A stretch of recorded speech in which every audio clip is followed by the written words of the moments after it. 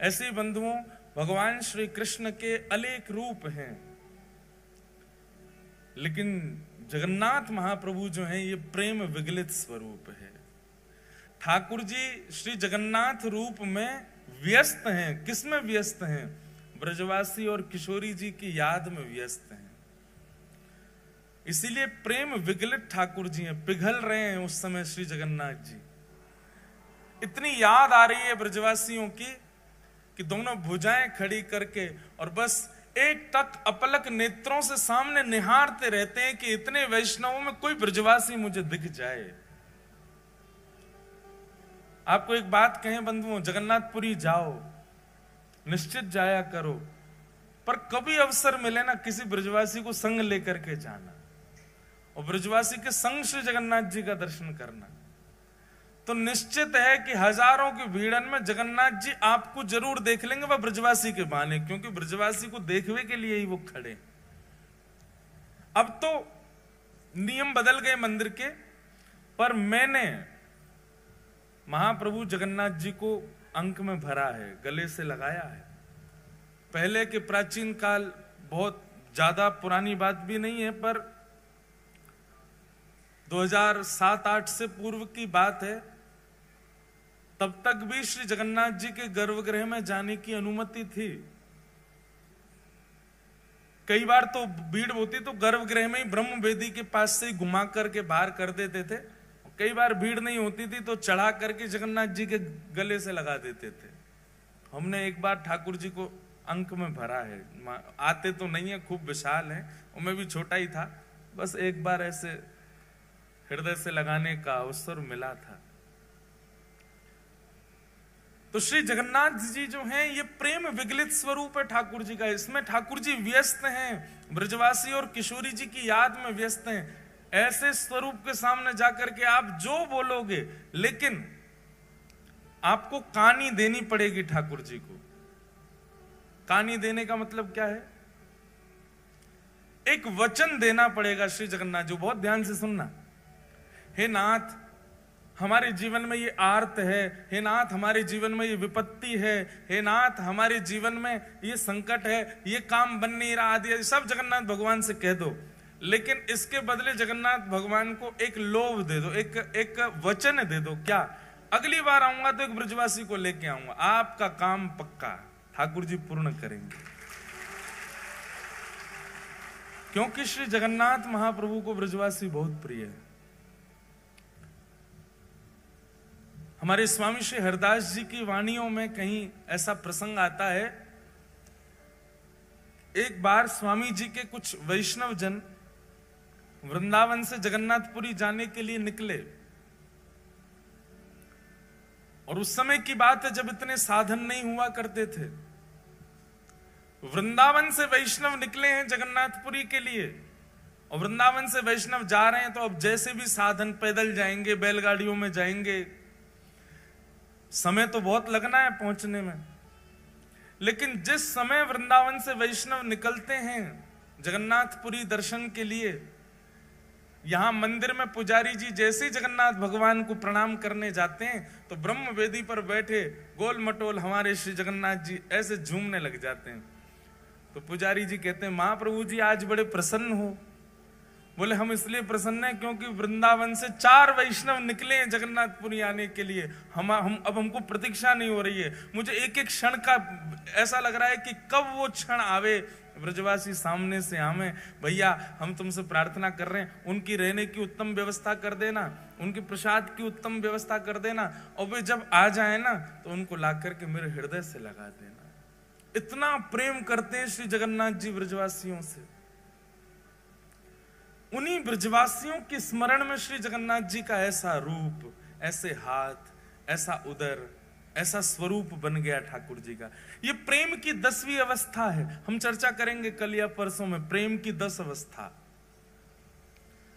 प्रेम की 10वीं अवस्था का स्वरूप क्या है कि प्रेमी अपने प्रियजनों की याद करके, अपने प्रेमी की याद करके, याद करता करता पिघलने लग जाता है मोम की तरह।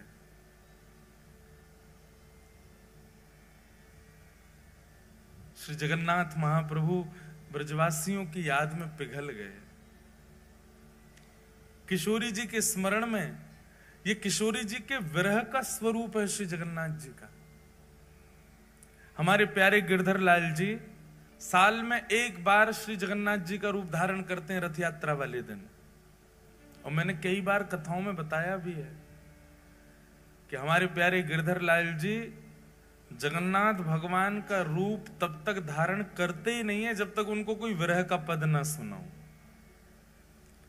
किशोरी जी के विरह का कोई भी भाव सुना दें ठाकुर जी को, तुरंत ठाकुर जी जगन्नाथ बन जाते हैं। प्रेम धन स्वरूप है जगन्नाथ, रस धन स्वरूप है जगन्नाथ, आनंद धन स्वरूप है जगन्नाथ, और महाप्रभु स्वरूप है जगन्नाथ। तो ऐसे जगन्नाथ जी भगवान श्री कृष्ण के अनेक रूप हैं, पर उन रूपों के सन्मुख जाकर के आप अपनी जिज्ञासा प्रकट करो। पूर्ण होगी नहीं होगी कुछ गारंटी नहीं है, पर जगन्नाथ जी से आप जो चाहो वो अपना पूर्ण करवा सकते हो। बस शर्त इतना, बदले में एक ब्रजवासी से मिलवाना पड़ेगा श्री जगन्नाथ जी को। अगली यात्रा जब करो तो जैसे आप अपने मित्रों से पूछते हो, रिश्तेदारों से पूछते हो, पूरी चल रहे हो क्या, सब व्यवस्था कर लेंगे, एक किसी ब्रजवासी को ले जाओ, ब्रज के किसी रसिक से पहले तो संबंध बनाओ, उससे मित्रता करो, फिर उसको फोन करो कि भाई हम जगन्नाथपुरी जा रहे हैं, आप चलोगे क्या। पलकों पे बैठा के ले जाना ब्रजवासी को, चाहे सिर पे चढ़ जाए, लेकिन फिर भी ब्रजवासी को लेकर के जाना, तब दर्शन करना जगन्नाथ जी का।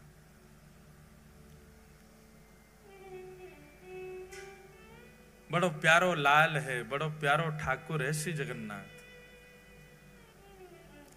कितनी बात कहूं, मैं तो यही विचार कर रहा हूं शुरू कहां से करूं, कहां से बताऊं, उनके रूप का वर्णन करूं, उनके स्वभाव का वर्णन करूं, उनके गुण का वर्णन करूं, किस भाव का वर्णन करूं। सब में रस ही रस है श्री जगन्नाथ जी के।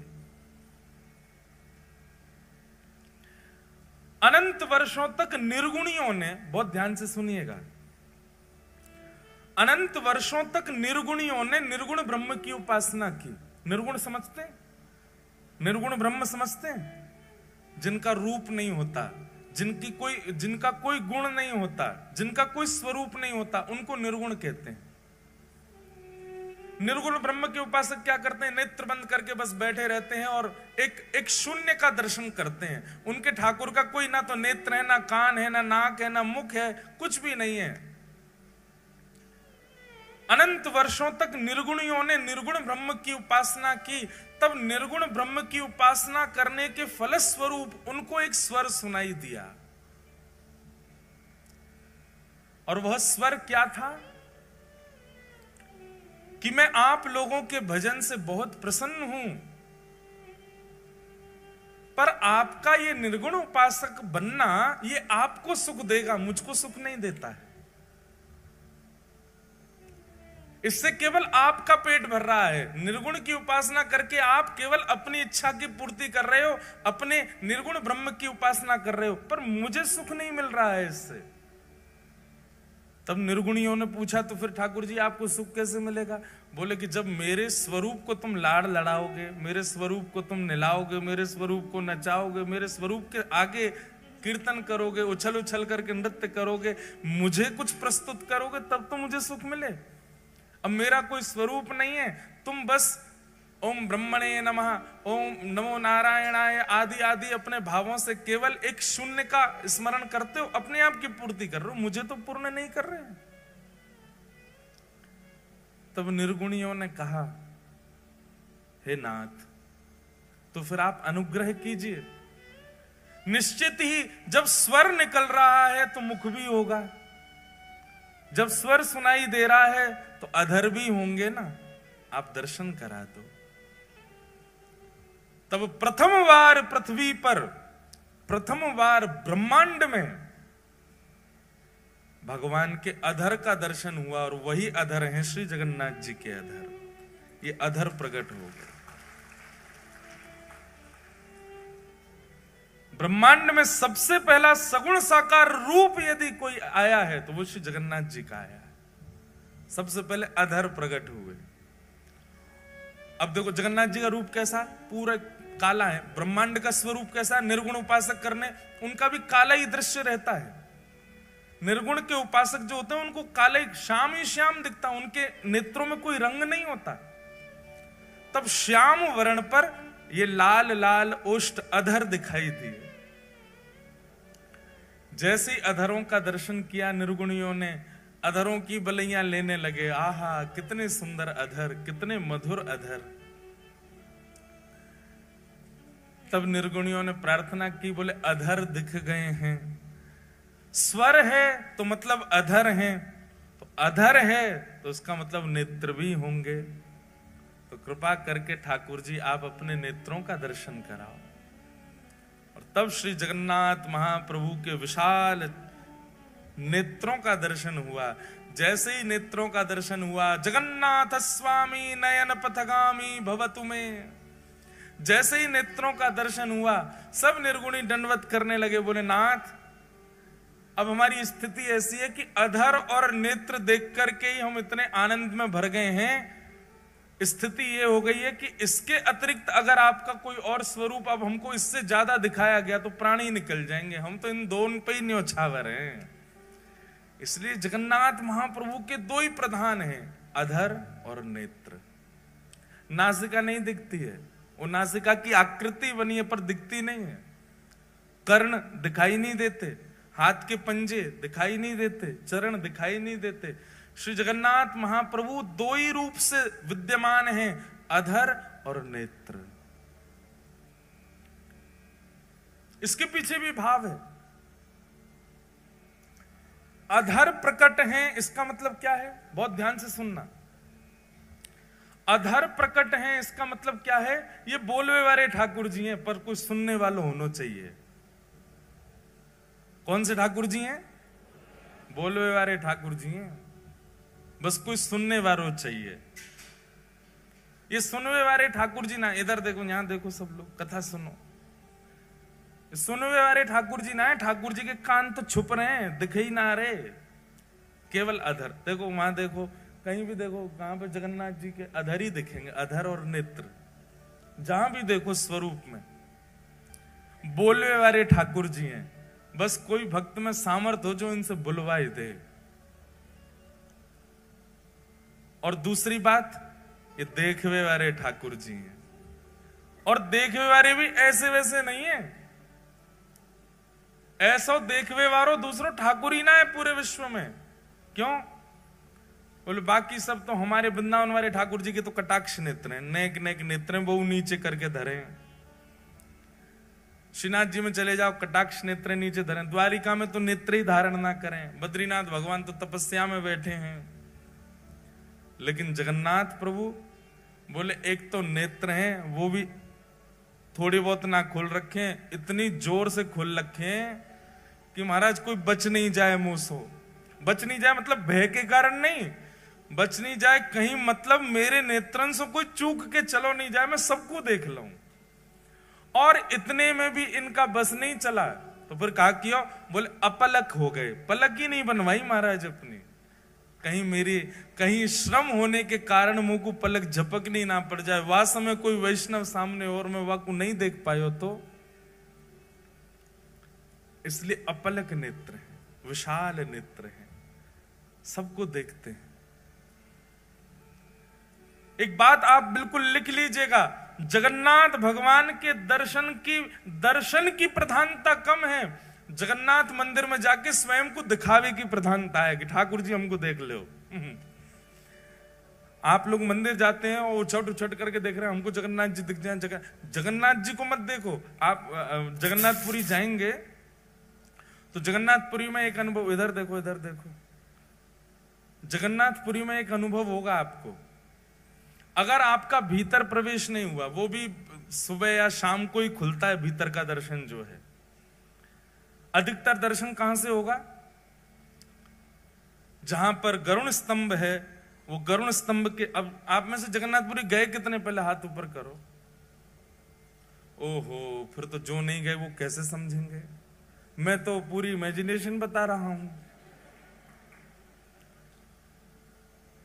चलो जो नहीं गए हैं वो इमेजिन ही कर लो, अगली बार जाओगे तो फिर आपको पहले से ही पता होगा गरुड़ स्तंभ कहाँ है, ठाकुर जी की ब्रह्मवेदी कौन सी है, ठाकुर जी का भोजन मंडप कौन सा है, ठाकुर जी की रसोई घर कौन सी है, ये सब पहले से ही सुन के चले। जो गए हैं उनका सौभाग्य, और जो नहीं गए हैं उनका बहुत बड़ा सौभाग्य कि आपको पहले कथा सुनने को मिल रही है। पहले पूरी जानकारी ले लो फिर चले जाना, लेकिन इस कथा के बदले आपको एक काम तो करना ही पड़ेगा कि 2025 आए उससे पहले जगन्नाथपुरी हुआ ना। और भाई ये कथा भूलने लग जाओ उससे पहले पहले हुआ ना। 4 दिना में हम वो रहस्य खोलेंगे यहाँ पर जो कोई को नहीं पता होंगे। तो इसलिए जितने लोग यहाँ बैठे हो छुट्टी ढूंढो, जल्दी जाओ जगन्नाथपुरी होके आओ। तो जो लोग गए हैं वो लोग तो सब समझ जाएंगे, जो नहीं गए वो इमेजिन करो। तो जैसे ही आप मंदिर में जाते हैं तो अब मंदिर का तो बहुत बड़ा रूप है, एक एक चीज बताएंगे हम, सीढ़ियों का क्या भाव है, मुख्य द्वार कौन सा है, उत्तर द्वार, दक्षिण द्वार, पश्चिम, सबके भाव हैं, अपने अपने भाव हैं, जैसे जैसे सामर्थ्य ठाकुर जी देंगे बताएंगे। पर जब आप मुख्य मंदिर में प्रवेश करेंगे जहां श्री जगन्नाथ जी विराजते हैं, तो जहां से अमूमन दर्शन सबको किया जाता है वहां से भी जगन्नाथ जी इतनी दूर होते हैं कि ऐसे 3 हॉल, सबसे पीछे वाली मैया से मुझ तक जितनी दूरी है इतने 3 हॉल भीतर, और लंबे 4 हॉल समझ लो, इतने भीतर बैठे हैं श्री जगन्नाथ जी, वहां से दिखेंगे आपको। जगन्नाथपुरी में प्रत्यक्ष दर्शन केवल सुभद्रा जी का होता है, स्पष्ट दर्शन होगा आपको, बीच में बैठी है सुभद्रा जी। तो द्वार है तो बहुत विशाल, लेकिन दूरी इतनी होती है कि जब आप भीतर प्रवेश करोगे तो इतने तो आपको बलराम जी दिखेंगे। बलराम जी सबसे पहले घुसते ही आपको बलराम जी दिखेंगे इतने। फिर बलराम जी के बाम अंग में बैठी हैं सुभद्रा जी पूरी दिखेंगी। और जिनके दर्शन के काज पूरी दुनिया गई है जगन्नाथ जी, वो इतने भी नहीं दिखते, इतने दिखते हैं, बस इतने ही दिखते हैं, आधी सी आंख दिखे उनकी। पूरी दुनिया आप देखेंगे जगन्नाथपुरी में, सारी भीड़ कहां होती है? वहां कोने में। सबकी दृष्टि ऐसी है, बोले वहां कोने में देखो जगन्नाथ जी दिख रहे होंगे। वो जगन्नाथ जी कितने दिखते हैं? कितनों कोने में घिस लो, इतने ही दिखते हैं, उससे ज्यादा नहीं दिखते। इसका मतलब क्या है? जगन्नाथपुरी में श्री जगन्नाथ जी को देखवे के काजे उमड़ो मत। जगन्नाथ जी कह रहे हैं हमने सबको देखवे के काजे सुभद्रा जी बीच में बैठा रहेंगे, बस तुम खुद को दिखा दो कि तुम आए हो। और तुम मुझे देख पाओ नहीं देख पाओ बिल्कुल चिंतित मत हो, पर मेरी दृष्टि तुमको देखे ही लेगी। इतने बड़े बड़े नयन महाराज बना के काय को खड़े हैं हम, ये अपलक नेत्रन से काय को खड़े हैं? ताकि तुम मुझे दिख जाओ। अच्छा, श्री जगन्नाथ जी के नेत्र विशाल क्यों है? क्योंकि वो सबको देखते हैं। और ये 2 ही प्रधानता है श्री जगन्नाथ जी के रूप में, अधर और नेत्र। बाकी सब जगह हमारे वृंदावन में राधा रमण जी सब जगह प्रधानता बाकी अदा है, हाथ ऐसे हैं, पाम त्रिभंग लली हैं, मुकुट ऐसा है। जगन्नाथ जी की 2 ही प्रधानता है, नेत्र और अधर।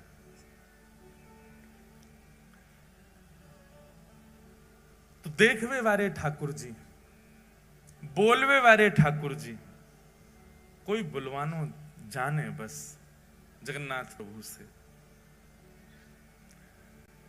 अधर हैं तो मतलब गावे वाले ठाकुर जी हैं, इसलिए जयदेव महाप्रभु की स्तुति में गाए हैं ठाकुर जी। अभिनव जलधर सुंदर धृत मंदर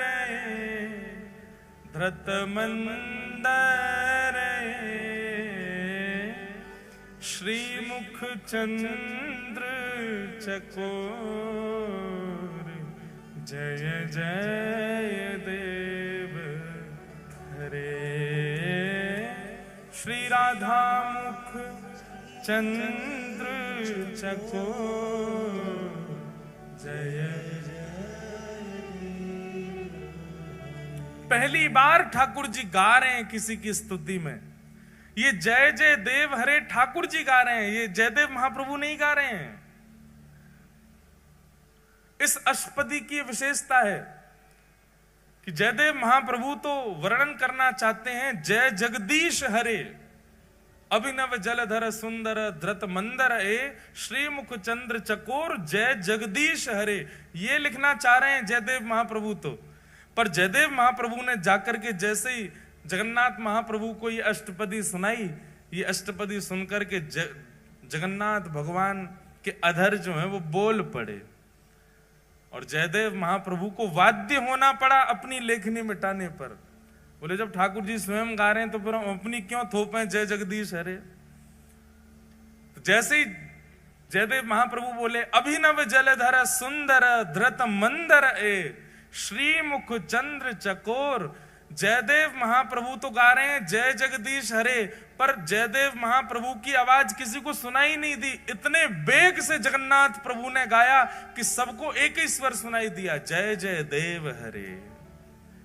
जगदीश की जय जय नहीं है, जगदीश को भजवे वारे जयदेव की जय हो। बोलवे वारे ठाकुर जी हैं जगन्नाथ जी, कोई बुलवानो जाने। अच्छा, जगन्नाथ जी के कान क्यों नहीं है? जगन्नाथ जी के कान दिखते क्यों नहीं है? बहुत सुंदर भाव है। बोले जगन्नाथ महाप्रभु कहते हैं, बोले कोई मेरो भक्त आर्त नाद आर्त भाव से मुंह को पुकारे, और वासमय व वाकी रक्षा के लिए, वासमय वाकु दर्शन देवे के लिए मैं जैसे ही जाऊंगो, मेरे बगल में ये बैठी है मेरी बहन सुभद्रा, उबा के बगल में बैठे हैं बलराम जी, जे दोनों मुंह को रोकेंगे, अरे लाला कहां को जा रहे है, कौन के पास जा रहे है, और कहीं सुदर्शन जी ने या गरुण जी ने बता दिया कि फलाने भक्त के पास जा रहे हैं, तो ये दोनों तुरंत उसकी पूरी लिस्ट निकालेंगे। अरे वो तो अच्छा खाता भी नहीं है, वो तो अच्छा व्यक्ति भी नहीं है, उसके अंदर तो काम भी है, उसके अंदर तो लोभ भी है, उसके अंदर तो द्वेष भी है। ये सब मुझे उसके अवगुण बता करके मुझे रोकने का पूरा प्रयास करेंगे। जैसे कई बार होता है, बच्चे कहीं जाना चाहते हैं तो माता पिता उसको रोकने के लिए उस स्थान की खूब सारी बुराइयां कर देते हैं। अरे झूला में नहीं झूलना चाहिए, उसके पेच ढीले हो जाते हैं, झूला गिर जाता है, कितने लोग मर जाते हैं। आइसक्रीम नहीं खानी चाहिए, क्यों? बोले दूध जो होता है वो सड़ा हुआ होता है। मैगी नहीं खानी चाहिए, क्यों? बोले इसमें गिराड़ होती है।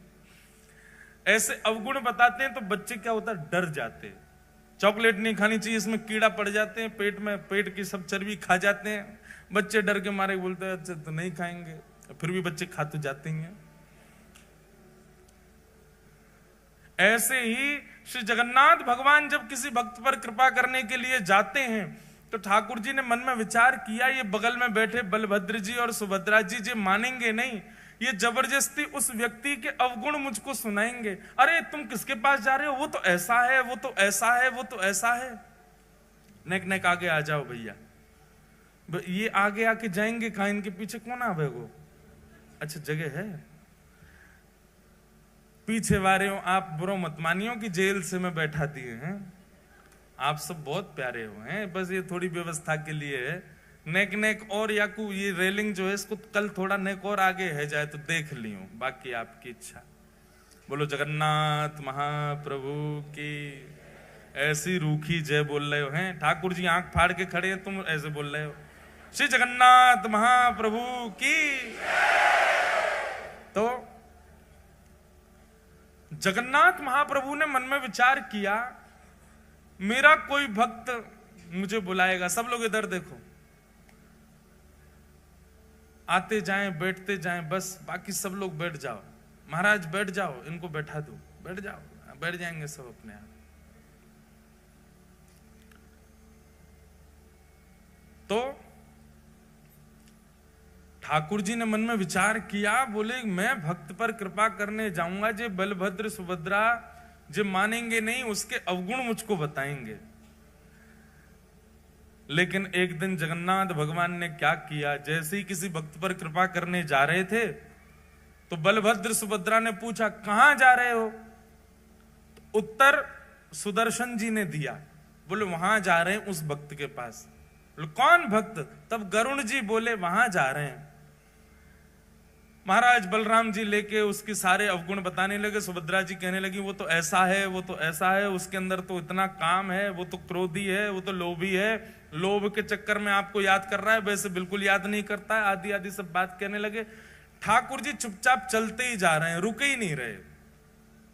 ताऊ दादा बोले अरे लाला सुनना है रहो, इतनी देर तक कह रहा हूं मैं। ठाकुर जी फिर भी नहीं सुने, चलते गए चलते गए चलते गए। और जब उस भक्त के यहाँ पहुंच गए, भक्त के यहाँ पहुंच करके और सीधे उस पर कृपा कर दी। वहां पर कृपा करके अनुग्रह करके वाकु जो भी वाको भाव हो वो पूर्ण कर दियो। जैसे ही ठाकुर जी वहां पर कृपा करके लौटने लगे, बलराम जी खड़े गए। अरे लाला तू सुने ना है, तेरो बड़ो भैया मैं इतनी देर तक कह रहा हूं, तू ऐसे इन पर कृपा मत करे कर जी, बहुत लोभी व्यक्ति है, बहुत ऐसो है। सोई ठाकुर जी ऐसे कपड़ा पहन के रखते हैं। जगन्नाथ जी को कभी देखो मुफलर सा पहन के रखते हैं, एक दिखाते हैं, एक दिख जाए तो ये हमारे जगन्नाथ जी। देखो जगन्नाथ भगवान कैसे कपड़ा पहने, ऐसे पहन के रखें जैसे कितनी सर्दी लग रही है इनको। सर्दी नहीं लग रही है, जो कान छुपा के बैठे हैं अपने। बलराम जी बोल रहे लाला तू सुने ना है, चलो जाए कहीं भी मुंह उठा के, और हमारी बातन ने ना माने। ठाकुर जी बोले कहा बोल रहे, सुनाई ना दे रही तो। अरे रुको, तब ठाकुर जी ने एक कपड़ा पीछे किया। बोले हाँ इतनी देर तक कहा बोल रहे, मुझको तो कुछ सुनाई ना दियो, मेरे तो कान छुपे रहे ना, मैं सुना ही ना पाऊं।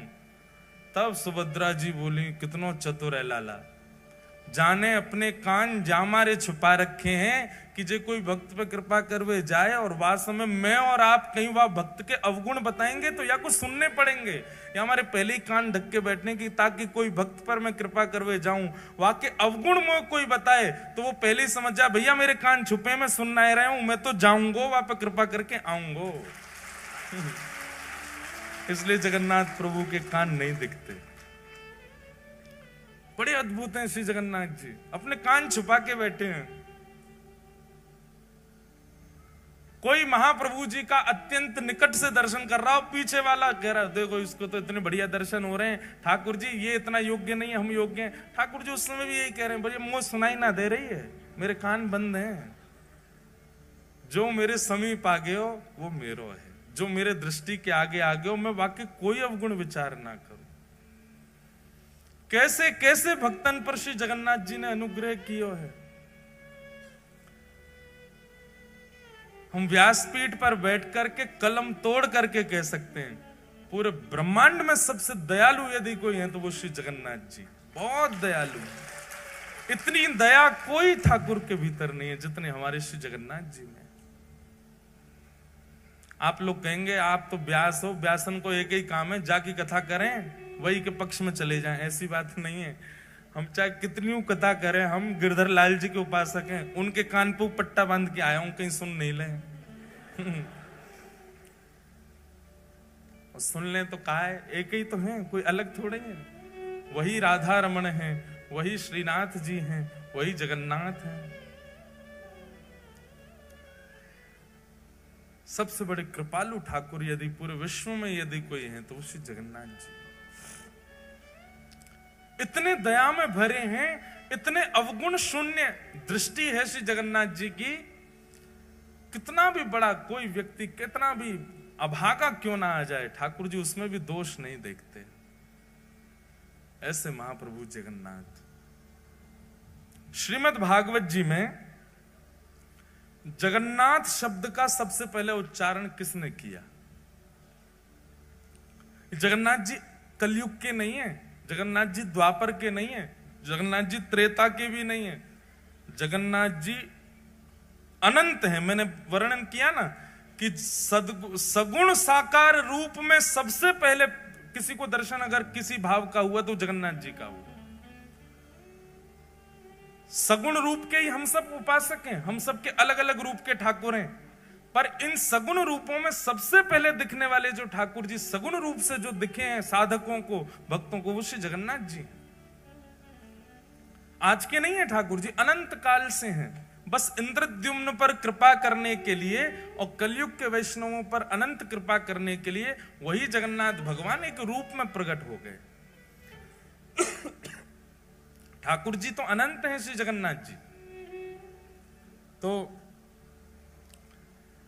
मैं निवेदन कर रहा था, भागवत जी में सबसे पहले जगन्नाथ शब्द का उच्चारण किसने किया? श्रीमद् भागवत जी में सबसे पहले जगन्नाथ शब्द का उच्चारण किया है परीक्षित की माता जी ने। क्या नाम है उनका? उत्तरा।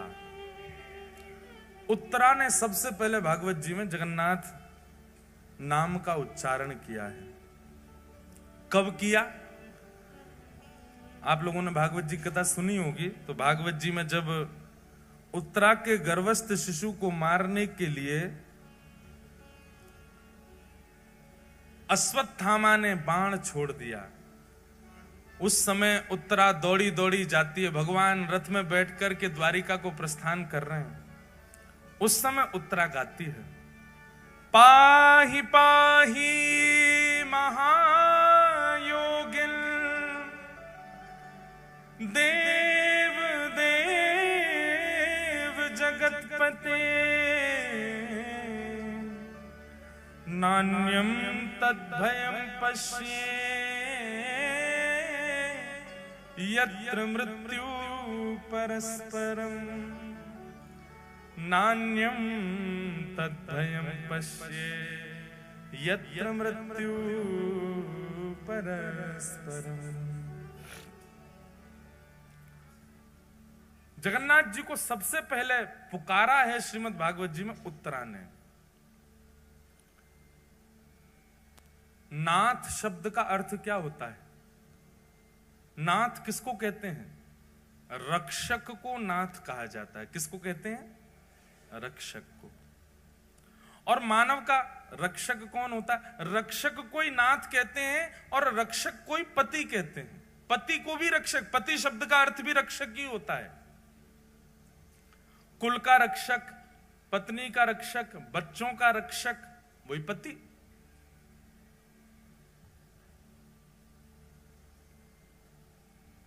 जगन्नाथ और जगतपति शब्द में कोई अंतर नहीं है, एक ही है दोनों। नाथ और पति एक ही बात होती है। भागवत जी में सबसे पहले उत्तरा कहती है, भगवान को सबसे पहला नाम क्या दिया? महायोगिन। बहुत ध्यान से सुनो सब लोग, इधर देखो, क्या कहा? महायोगिन। कौन है? पाहि पाहि महायोगिन। महायोगिन का मतलब क्या है? बोले योगी नहीं है ये महायोगी है। बोले योगी किसको कहते हैं? बोले योगी उसको कहते हैं जो नेत्र बंद करके बैठा रहे, ध्यान लगावे, घंटों तक, वर्षों तक, महीनों तक नेत्र ना खोले, उसको योगी कहते हैं। बोले ये कौन है? बोले योगी नहीं है, ये महायोगी है। बोले क्यों? बोले जादनाते बैठे वादनाते आंख बंद ही नहीं करी है, आंख खोल के बैठे। आंख बंद करके बैठना ये एक योगी कर सकता है और कोई भी कर सकता है। आंख बंद करके कोई भी बैठ सकता, पर आंख खोल करके बैठना ये योगी नहीं कर सकता, ये तो महायोगी कर सकता है। आप नेत्र खोल करके अपलक नेत्रों से कितनी देर बैठ सकते हो? ज्यादा से ज्यादा 30 सेकंड, 1 मिनट, नैका देर में आंसू आने लगेंगे, आंखें लाल पड़ जाएंगी महाराज, पलक आपको झपकनी पड़ेगी। तो नेत्र बंद करके बैठना ये कोई बड़ी बात नहीं है, लेकिन फिर भी योगी मान लेंगे हम नेत्र बंद करके बैठने वाले को। पर ये कौन है? बोले ये तो महायोगी हैं। महायोगी क्यों है? बोले नेत्र खोल करके बैठे, अपलक नेत्रों से बैठे, झपकते ही नहीं है। पाहि पाहि महायोगिन। और कौन है? बोले देव देव, देवों के भी देव हैं। सारे देवता आते हैं और सब आकर के श्री जगन्नाथ जी को प्रणाम करते हैं। महाप्रभु जगन्नाथ जी के संपूर्ण मंदिर में 33 कोटि देवता हैं। पूरे मंदिर में सब प्रणाम करते हैं, सब नीचे आकर के हाथ जोड़ करके खड़े रहते हैं। तो कौन है? बोले देव देव, देवों के भी देव हैं। और कौन है? बोले तब नामकरण हुआ जगतपते, जगतपति, जगत के रक्षक, जगत के नाथ श्री जगन्नाथ जगतपति हैं। ये पूरे विश्व की रक्षा करते हैं, पूरे जगत की रक्षा करते हैं। दो अर्थ होते हैं भगवान के नाम के। एक तो अर्थ है जगत के नाथ और दूसरा जब हम जल्दी जल्दी बोलते हैं जगन्नाथ मतलब जग के अन्न के नाथ।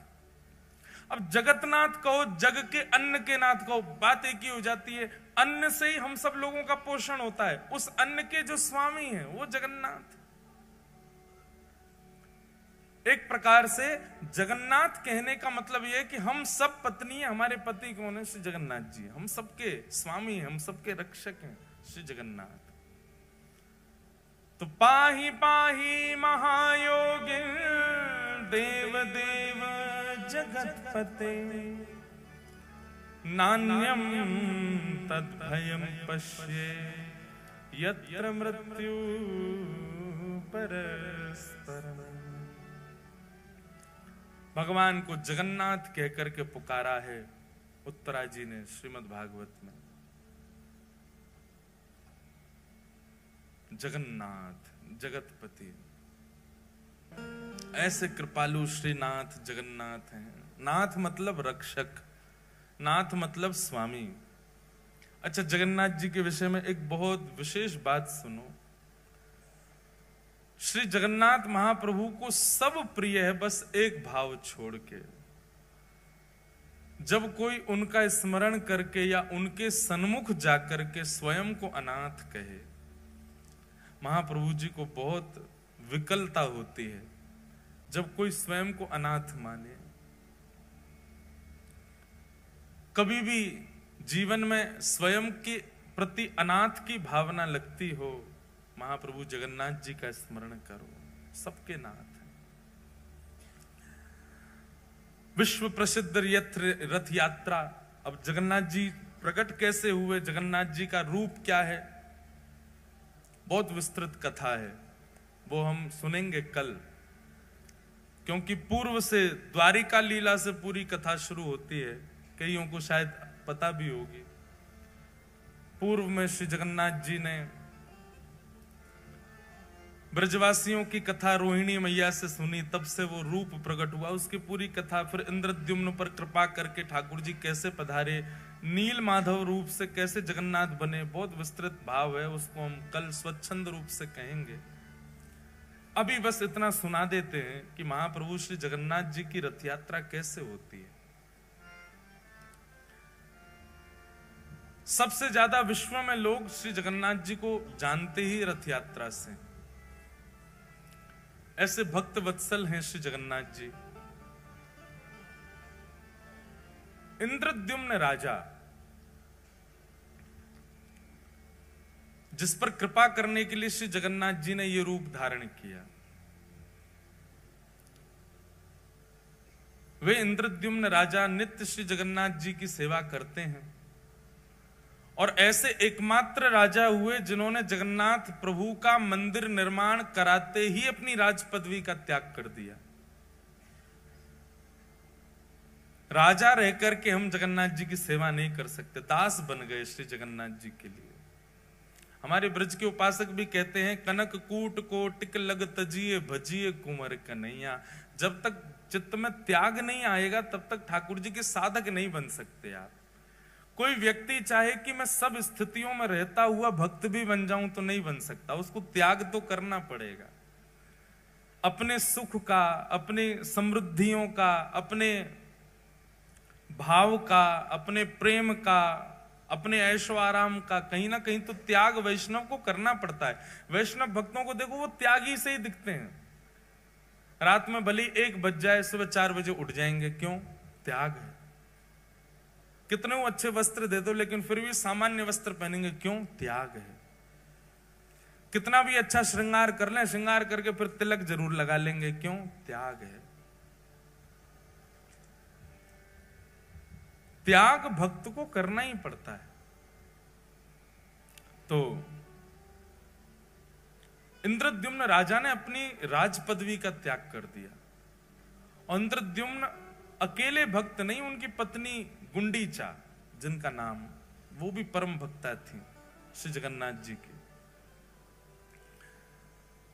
तो इंद्रद्युम्न राजा नित्य अपनी पत्नी के साथ जाते और पूरे जगन्नाथ मंदिर में झाड़ू सोहनी करते अपने आप ही। बहुत ध्यान से सुनना। ठाकुर जी को इंद्रद्युम्न राजा का त्याग, समर्पण और ये प्रेम इतना भा गया, इतना भा गया। महाप्रभु श्री जगन्नाथ जी प्रकट हो गए और प्रकट होकर के बोले, इंद्रद्युम्न हमारा एक ही हृदय है, तुम कितनी बार उसको अपना मुरीद बनाओगे, कितनी बार उसको प्रसन्न करोगे। व्यक्ति का स्वभाव होता है कि वो एक बार सामने वाले को प्रसन्न कर देता है, सामने वाला प्रसन्न हो जाए तो बस फिर शांत सा रहता है। लेकिन तुम बार बार ऐसी लीला करते हो कि हमको प्रसन्न होना ही पड़ता है। तुमने राज पदवी का त्याग कर दिया, अब तुम अपनी पत्नी सहित पूरे मंदिर की सेवा करते हो, कोई भी कार्य छोटा बड़ा नहीं समझते। पत्नी पुष्पमाला का श्रृंगार बनाती है, नित्य हमको धारण कराती है। हम तुम्हारी सेवा से बहुत प्रसन्न हैं, कुछ वरदान मांग लो। इंद्रद्युम्न राजा कहते हैं, बोले भगवान जहां साक्षात आप आ गए मेरे पास में और ये सेवा का सौभाग्य मुझे दे रहे हैं, इसके बाद आपसे आपके द्वारा ये कहना कि कुछ मांग लो, मेरे चित्त में संशय प्रकट कर रहा है कि कहीं आप मुझसे पीछा तो नहीं छुड़ाना चाह रहे। जब आप मिल ही गए हो मुझे तो नाथ, और मैं क्या मांगू आपसे। जगन्नाथ प्रभु बोले, नहीं इंद्रद्युम्न हम बहुत प्रसन्न हैं तुमसे, कुछ मांगो।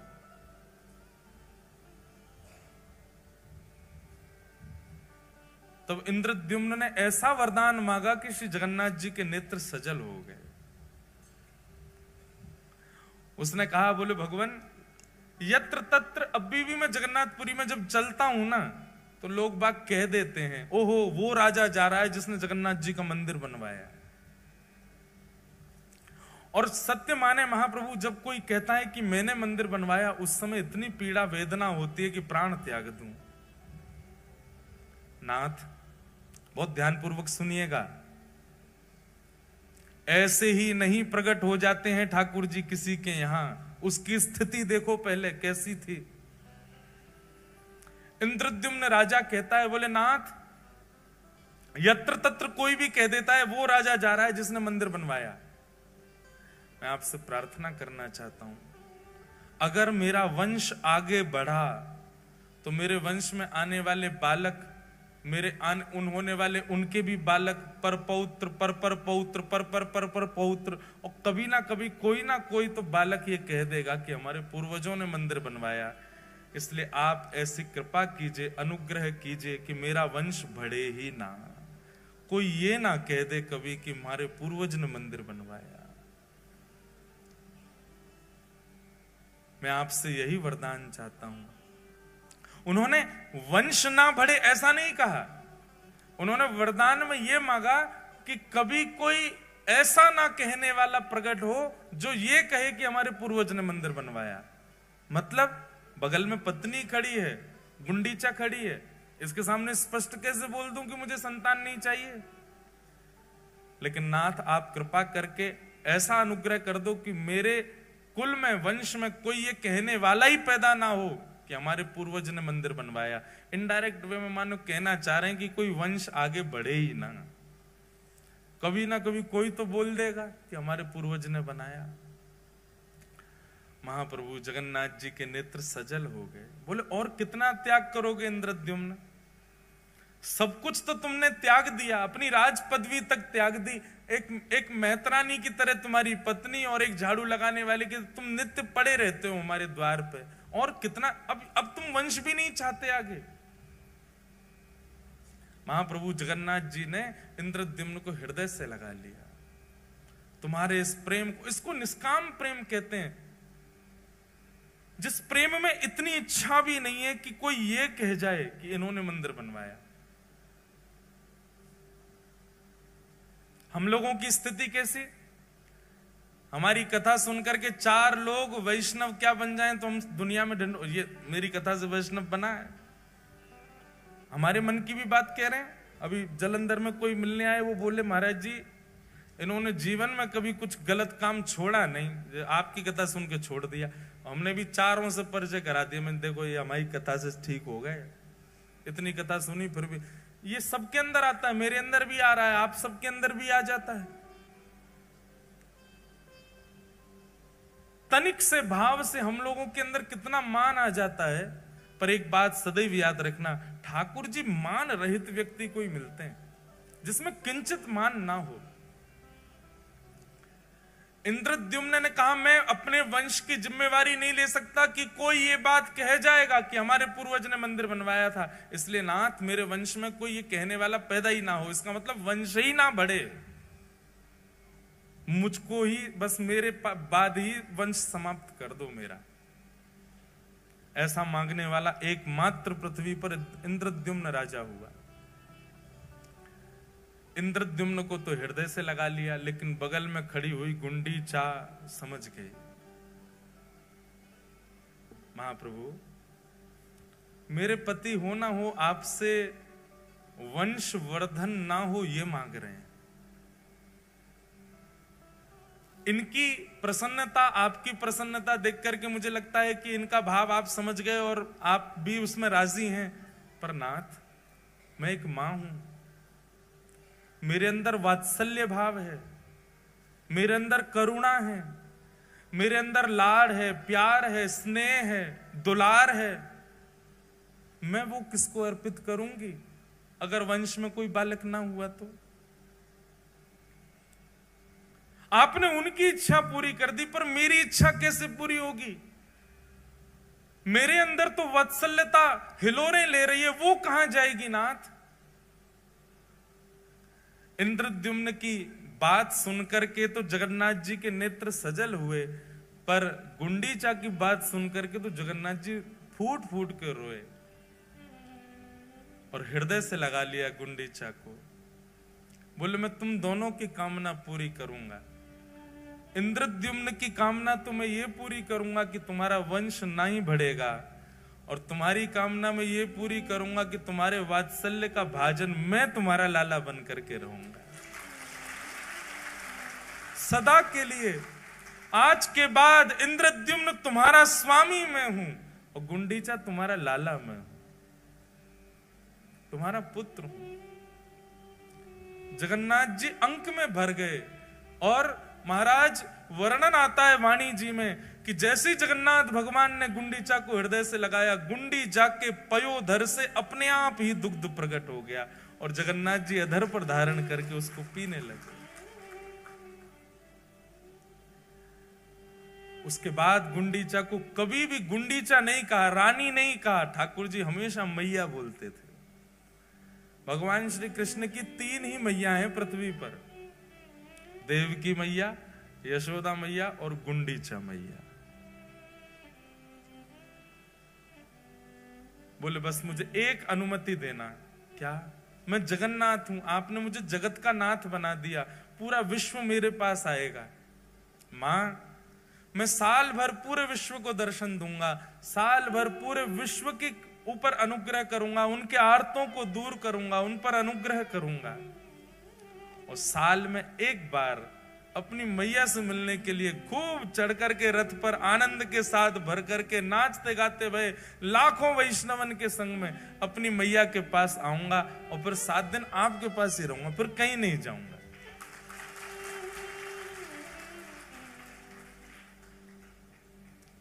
गुंडीचा प्रसन्न हो गई और जगन्नाथ प्रभु को एक बालक की तरह पुचकारने लगी, एक बालक की तरह आशीष देने लगी। जाओ, पूरे विश्व का मंगल करो लाला।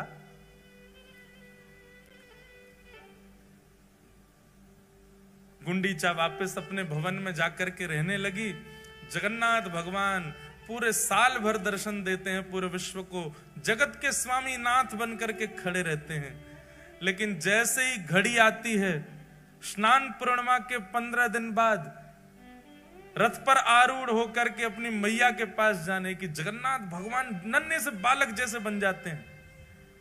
इतना विशाल स्वरूप है ठाकुर जी का, लेकिन ब्रह्म वेदी से उतर करके और महाराज फिर अपने श्री मंदिर से ऐसे उछल उछल करके सब पंडा पुजारियों के कंधा पे ऐसे हाथ धर के उछल उछल करके ठाकुर जी जाते। मैं अपनी मैया से मिलने जा रहा हूं, मैं अपनी मैया के पास जा रहा हूं। पंडा पुजारी बोलते हैं कि कई बार तो श्री जगन्नाथ भगवान इतने आनंद में भर जाते हैं कि यूं पड़ जाते हैं, नीचे 2-4 पंडा दब जाते हैं ठाकुर जी के। ऐसे आनंद में भर जाए, कभी नीचे गिरे कभी पीछे गिरे और ऐसे हिलोरें लेते हुए आहा सालवेग स्तुति करता है जगन्नाथ भगवान की जब वे जाते हैं गुंडीचा के लिए। अहे नील शैल प्रबल मत्तावरण प्रबल मत्तावरण मुआरत नलनी बनकु करदनन अहे नील शैल। निताई गौर परिवार वालों, आप लोगों ने ऐसे विषय में मुझे बैठा दिया है, अब मेरा मन हो रहा है कि मैं 7 दिन की कथा कर दूं। और सच बता रहे, हृदय इतना भर रहा है जगन्नाथ जी को याद करके।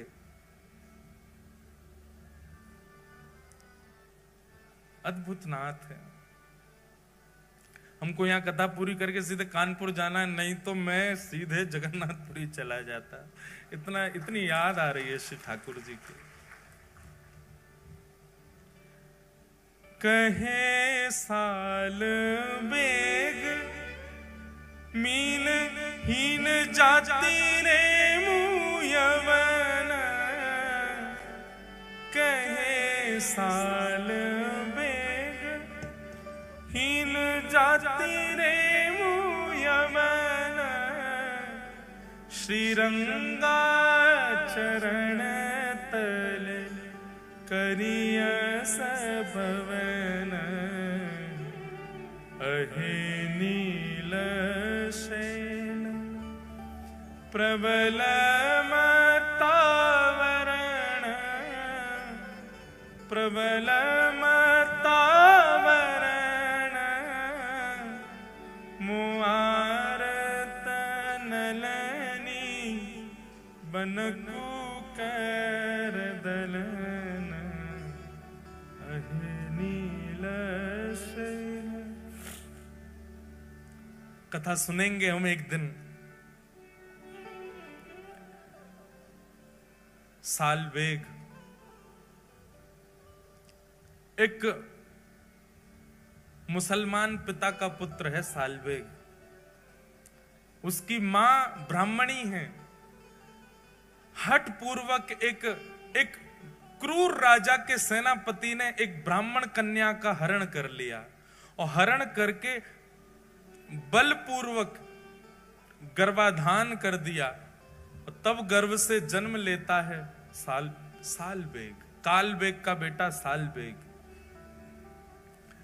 मां मन में विचार करती है कि अब मेरे साथ जो हुआ सो हुआ, लेकिन कम से कम मैं अपने पुत्र को भगवत भक्त तो बना दूं। अपने पति से छुपा छुपा करके श्री जगन्नाथ जी की मधुर रस चर्चा कथा सुनाती है।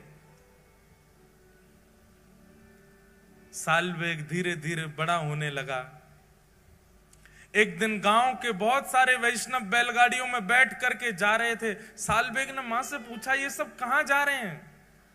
तब मां ने बताया, जिन जगन्नाथ जी की कथा तो सुनता है ना रात्रि में, वही जगन्नाथ रथ में आरूढ़ होकर के अपनी मैया से मिलने जा रहे हैं सालवेग, और उनको अपनी मां तक ले जाने के लिए सब वैष्णव इकट्ठे हो रहे हैं। सालवेग कहता है, मां मुझे भी दर्शन करना है श्री जगन्नाथ जी का। मां कहती है, नहीं बेटा, तू अगर गया तो तेरे पिता कितने क्रूर हैं तू जानता है ना, तुझे मार देंगे, और तू अगर चला भी गया तो शायद लौट के आए तो मैं जीवित नहीं मिलूंगी। तू एक काम करना, यहीं से जगन्नाथ का स्मरण कर ले। तू तो जानता है ना, तूने तो बचपन से सुना है उनका स्वरूप कैसा है। उनके रथ का नाम बता जल्दी। सालवेग कहता है, नंदी घोष। मैया के घर का नाम बता जल्दी। बोले गुंडीचा। भैया का नाम बता। बोले बलभद्र भैया। तू सब तो जानता है, तू यहीं बैठ के स्मरण कर लेना उनका। अब तू जाने की अनुमति तुझको नहीं दे सकती मैं। तब सालवेग अपने घर की छत पे ही बैठ गया है और वहीं से ही जगन्नाथ जी की दिशा में खड़े होकर के ये स्तुति गाता है। क्या कहता है अपनी स्तुति में? शब्द उड़िया भाषा के हैं पर इतने सुंदर हैं। अरे नीलाचल पर्वत के मतवाले हाथी जगन्नाथ, मैं जानता हूं, मैंने कभी देखा नहीं है, पर मुझे पता है आप मतवाले हाथी की तरह उछल उछल करके उस नीलाचल पर्वत से उतर करके आते हो। लेकिन हाथी का एक स्वभाव होता है कि वो जब भी कमल के वन को देखता है तो कीचड़ में प्रकट हुए कमल को सूंड से पकड़ करके पैरों से रौंद देता है। मोआरत नलनी बनकु कर दलन। हे जगन्नाथ, मेरे हृदय रूपी आर्त के सरोवर में जो दुनिया भर के कमल प्रकट हो गए, जो मुझे आपसे मिलने से रोक रहे हैं, चाहे वो मेरे पिता हो, चाहे वो मेरी जाति हो, इन सब कमलों को अपने हाथ से पकड़ करके रौंद दीजिए ना।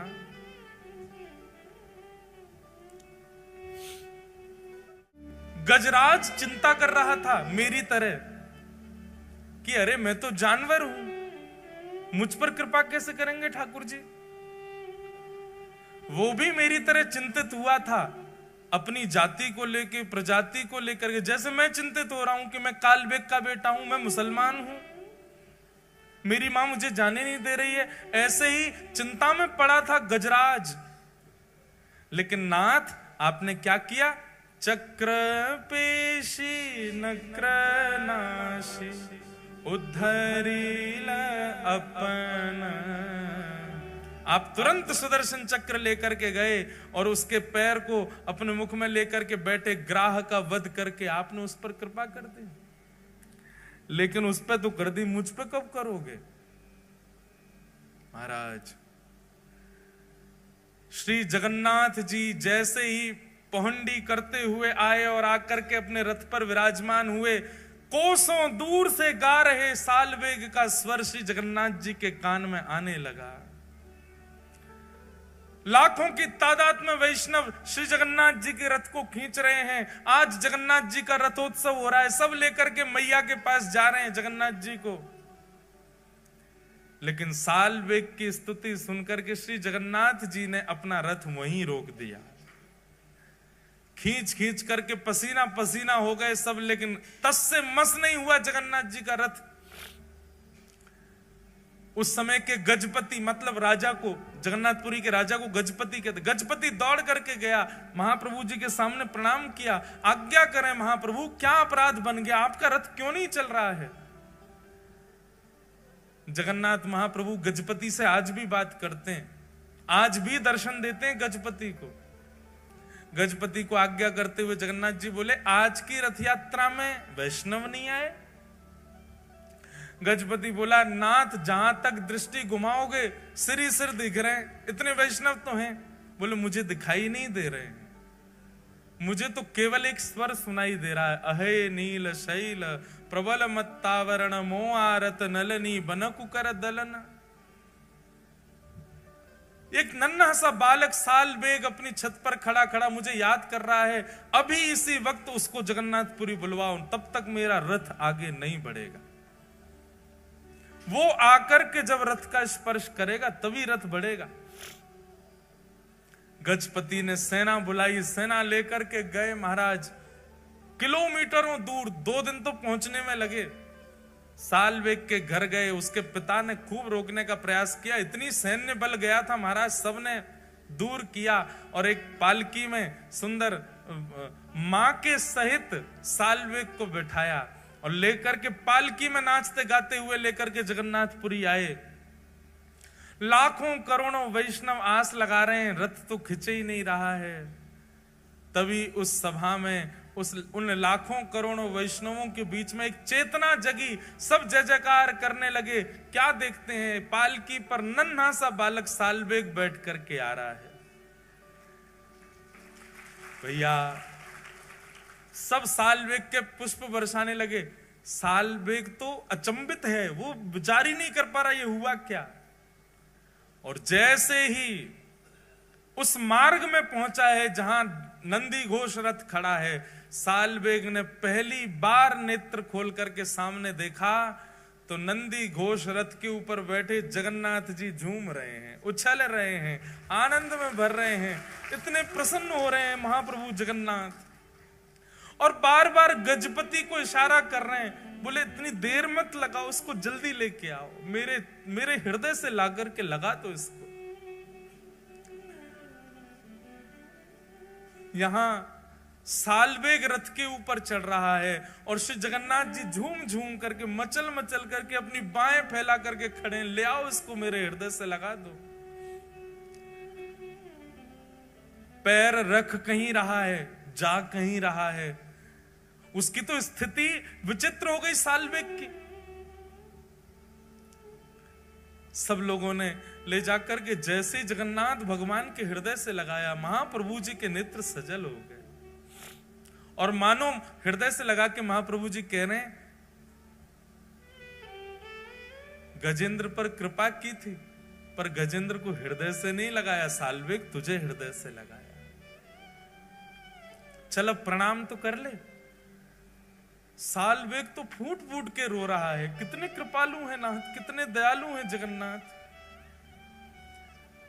सालवेग ने थोड़ा पीछे हट करके जैसे ही दंडवत प्रणाम किया, सब भक्त प्रतीक्षा करते रहे लेकिन सालवेग उठा नहीं और वहीं सालवेग ने अपने प्राण त्याग दिए, श्री जगन्नाथ जी में ही विलीन हो गए।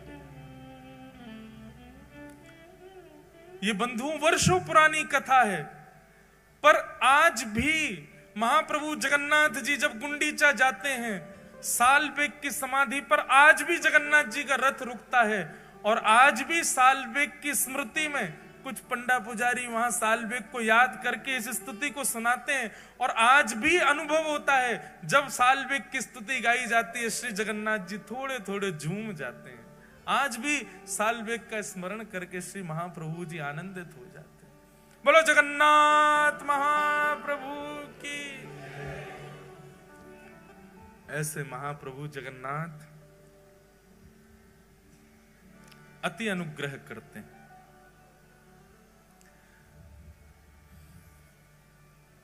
बलभद्र और सुभद्रा संग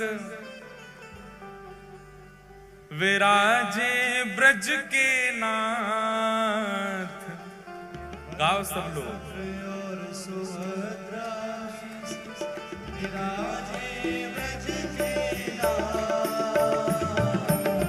बलभद्र और सुभद्रा संग विराजे ब्रज के नाथ। बलभद्र और सुभद्रा संग विराजे हे रथ आरूढ़ भय नंद नंदन। रथ आरूढ़ भय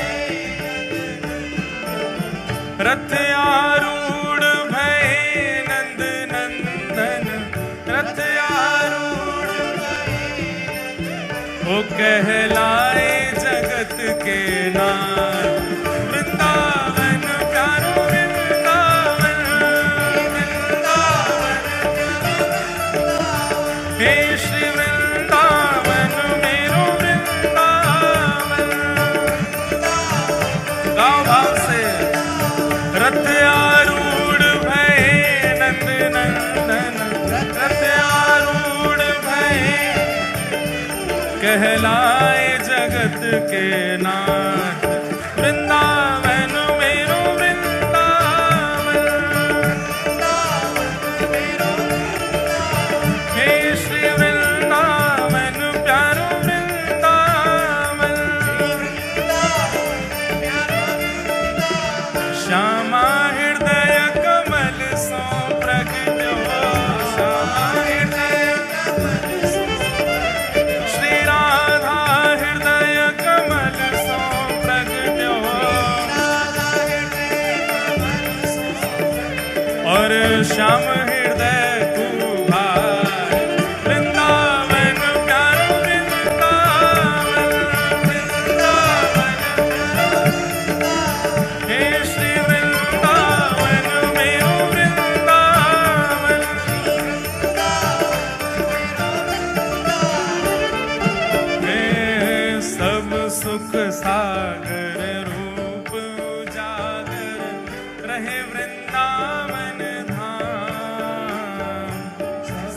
सुख सागर रूप,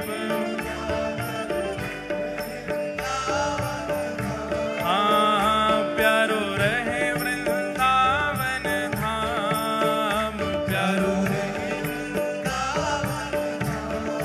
हे रूप गोस्वामी प्रकट कियो जहाँ, रूप गोस्वामी प्रकट कियो, रूप गोस्वामी प्रकट कियो जहाँ, रूप गोस्वामी प्रकट कियो, राधा गोविंद रूप निधान, वृंदावन प्यारो वृंदावन,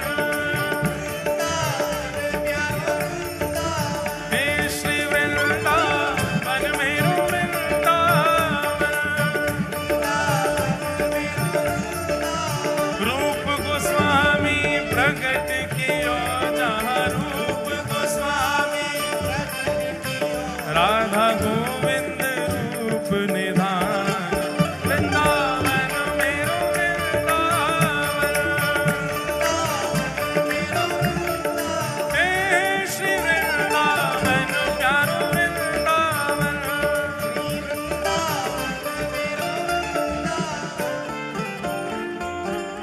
जितने लोग बैठे हैं वो यूं सोच रहे हैं हमको उठावे जगन्नाथ जी आमेंगे।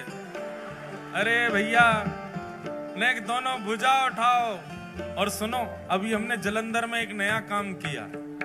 वृंदावन प्यारो वृंदावन में जो सबसे ऊंचा उछलेगा उसको माला पहनाएंगे व्यासपीठ से। हे वृंदावन प्यारो वृंदावन,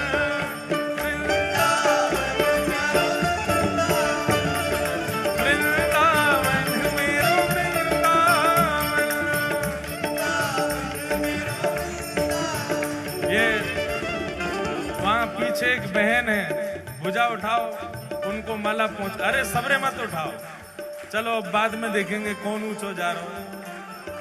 हे बिहरत निस दिन कुंज गल, ब्रज जन मन सुख धाम, बिहरत निस दिन कुंज गल,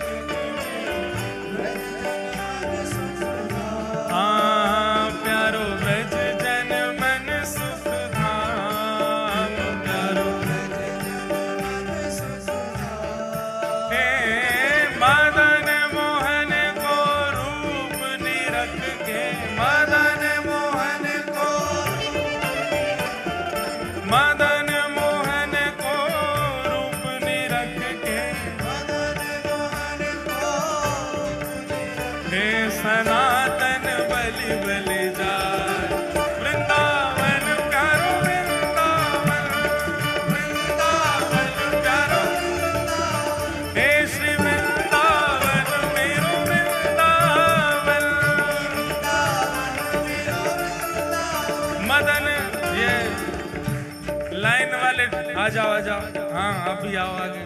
मदन मोहन को रूप निरख के, मदन मोहन को, सनातन बलि बलि जाय, वृंदावन प्यारो वृंदावन।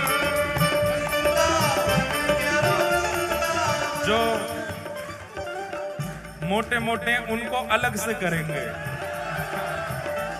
हाँ भाई, मोटे इनमें ऊंचो कौन जा रहा है। और सुनो, फिर एक दिन छोटे इनको अलग करेंगे, छोटे इनमें ऊंचो कौन जा रहा है। हे गोपी ग्वाल सब ही और धारे, प्यारो गोपीनाथ, गोपी ग्वाल सब ही और धारे, प्यारो गोपीनाथ, हाँ प्यारो प्यारो गोपीनाथ, प्यारो। हे मधु पंडित जिन कंठ लगायो, मधु पंडित जिन श्री मधुसूदन जिन कंठ लगायो, मधुसूदन जिन कंठ लगायो, और है रही जय जयकार, वृंदावन प्यारो वृंदावन, वृंदावन प्यारो, हे श्री वृंदावन मेरो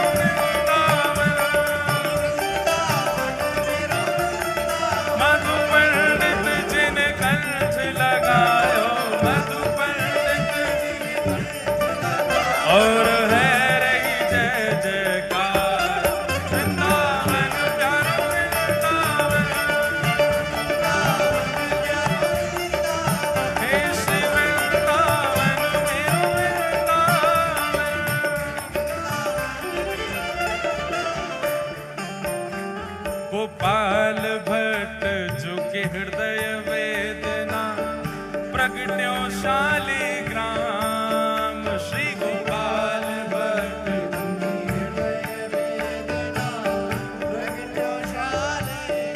हाँ प्यारो प्रगट्यो शालिग्राम, प्यारो प्यारो प्रगट्यो शालिग्राम, प्यारो कौन रूप सुधा को खान हमारो, रूप सुधा को, रूप सुधा को खान हमारो, वृंदावन में सबते न्यारो, वृंदावन में सबते न्यारो, रस आनंद दिलावे वारो, भुजा उठा के हे प्यारो राधा रमण दुलार, वृंदावन प्यारो वृंदावन, वृंदावन प्यारो वृंदावन, हे श्री वृंदावन मेरो वृंदावन, रूप सुधा को खान हमारो, रूप सुधा को प्यारो राधा रमण दुलार, वृंदावन मेरो वृंदावन, हे श्री वृंदावन प्यारो वृंदावन, बोल राधा रमण लाल की। आतुर हित हरिवंश पुकारो, श्री राधा राधा नाम, आतुर हित हरिवंश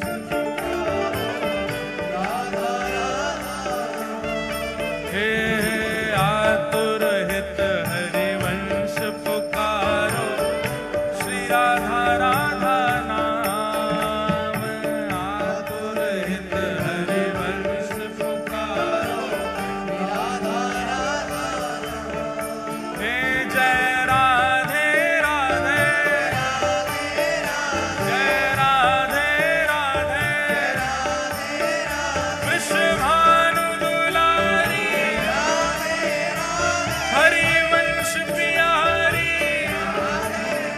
जय राधे राधे, जय राधे राधे, हे आतुर हित हरिवंश पुकारो, श्री राधा राधा नाम, आतुर हित हरिवंश पुकारो, तब हे सघन कुंज यमुना तट आयो, सघन कुंज यमुना, मदन टेर वृंदावन आयो, मदन टेर वृंदावन, जय हो प्यारो राधा वल्लभ लाल, वृंदावन प्यारो वृंदावन, वृंदावन प्यारो वृंदावन, हे श्री वृंदावन मेरो वृंदावन, मदन टेर वृंदावन आयो, मदन टेर वृंदावन, हे सघन कुंज यमुना तट आयो, ओ प्यारो राधा वल्लभ लाल, वृंदावन प्यारो वृंदावन, हे श्री वृंदावन मेरो वृंदावन, हे जुगल किशोर को लाड़ लड़ायो, नवल कुंज ही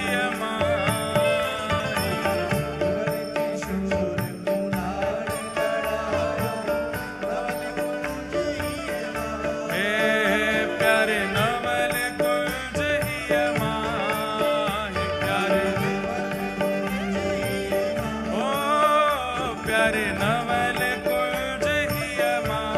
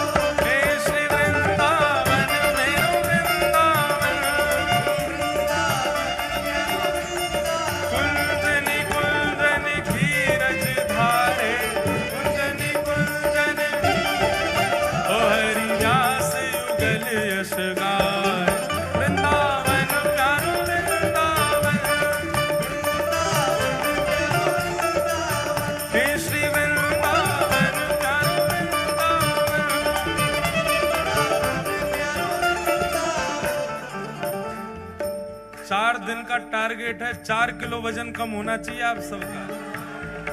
सुनो, 4 किलो वजन कम हो, 4 गुना भजन बढ़े। ये 4 दिन का टारगेट क्या है?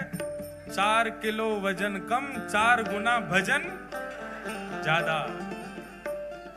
हे भुवन चतुर्दश की सुंदरता, निधिवन करत बिहार। भुवन चतुर्दश की सुंदरता, निधिवन करत बिहार। हाँ प्यारो निधिवन करत बिहार, प्यारो निधिवन करत बिहार। ओ प्यारो निधिवन करत बिहार, प्यारो निधिवन करत। भुजा उठा के गाओ। श्यामा प्यारी बांके बिहारी, श्यामा प्यारी बांके बिहारी। हे श्यामा प्यारी कुंज बिहारी, श्यामा प्यारी कुंज बिहारी। और जय जय श्री हरिदास वृंदावन प्यारो वृंदावन, वृंदावन हे श्री वृंदावन मेरो वृंदावन। श्यामा प्यारी बांके बिहारी, श्यामा प्यारी बांके बिहारी। और जय जय श्री हरिदास वृंदावन मेरो वृंदावन, हाँ वृंदावन प्यारो वृंदावन।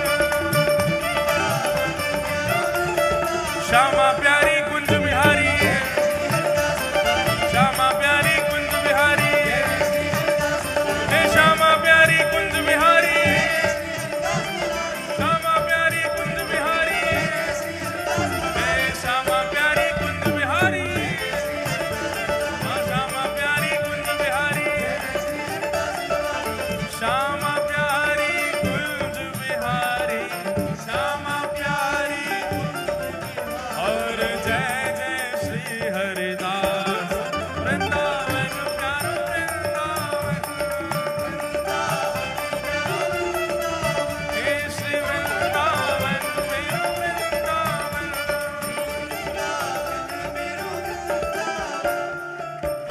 ओ जिनकी कृपा से यह रस प्रगट्यो, वृंदावन अभिराम। जिनकी कृपा से यह रस प्रगट्यो, वृंदावन अभिराम। हाँ प्यारो वृंदावन अभिराम, प्यारो वृंदावन अभिराम। हे सप्त निधिन को ही उजियारो, सप्त निधिन को ही उजियारो। प्यारे जगन्नाथ सो मिलवावे वारो, जगन्नाथ सो मिलवावे वारो। हे जगन्नाथ सो मिलवावे वारो, जगन्नाथ सो मिलवावे वारो। और यह आनंद करवावे वारो, यह आनंद करवावे वारो। इंद्र ईश इंद्रेश दुलारो, इंद्र ईश इंद्रेश। गाओ हमारो गिरधर लाल वृंदावन प्यारो वृंदावन, वृंदावन प्यारो वृंदावन। हे श्री वृंदावन मेरो वृंदावन, यह आनंद करवावे वारो, यह आनंद करवावे वारो। हे हमारो गिरधर लाल वृंदावन प्यारो वृंदावन, हे श्री वृंदावन मेरो वृंदावन। और इस कथा की जो मुख्य पंक्ति है वो क्या है? बलभद्र और सुभद्रा संग विराजे ब्रज के नाथ। बलभद्र और सुभद्रा संग विराजे ब्रज के नाथ।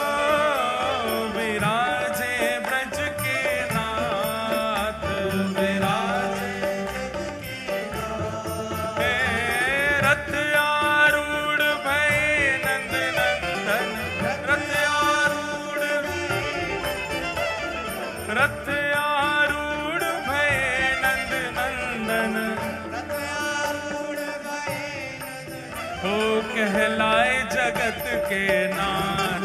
वृंदावन प्यारो वृंदावन, देश वृंदावन मेरो वृंदावन। नाथ नाथ नाथ भजो नाथ जगन्नाथ, नाथ नाथ नाथ भजो, हे नाथ नाथ नाथ भजो नाथ जगन्नाथ, हे नाथ नाथ नाथ भजो नाथ जगन्नाथ।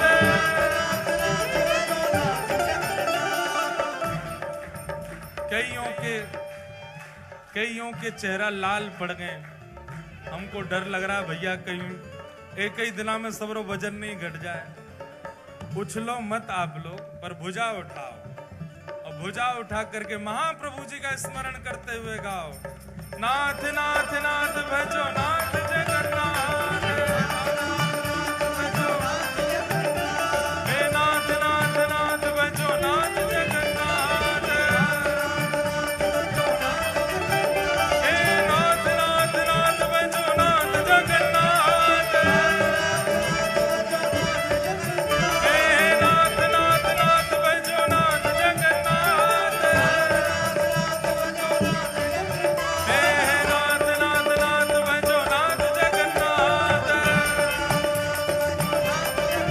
नाथ नाथ नाथ भजो नाथ जगन्नाथ, हे नाथ नाथ नाथ भजो नाथ जगन्नाथ। जगन्नाथ जगन्नाथ जगन्नाथ रक्ष मां, महाबाहो महाबाहो महाबाहो पाहि मां। निताई गौर, निताई गौर, निताई गौर। श्री जगन्नाथ महाप्रभु की पूछ री के लौटा की हुप हुप प्यारे। क्या बात है वंशी वारे, शाबाश है। आप सब लोगों को बहुत बहुत जय श्री कृष्ण, जय सिया राम, जय श्रीमन नारायण। आज कथा थोड़ी विलंब से हुई थी, पर कल आप लोग बिल्कुल ठीक समय से आ जाना। ठीक 4 बजे ही कथा का प्रारंभ हो जाएगा। आप सब लोग समय से आकर के विराजो। सबको जगन्नाथ रसोत्सव की बधाई हो, बधाई हो, बधाई हो। हाँ, हिसार वालों का क्या वादा है हमसे? हाँ, हमको वादा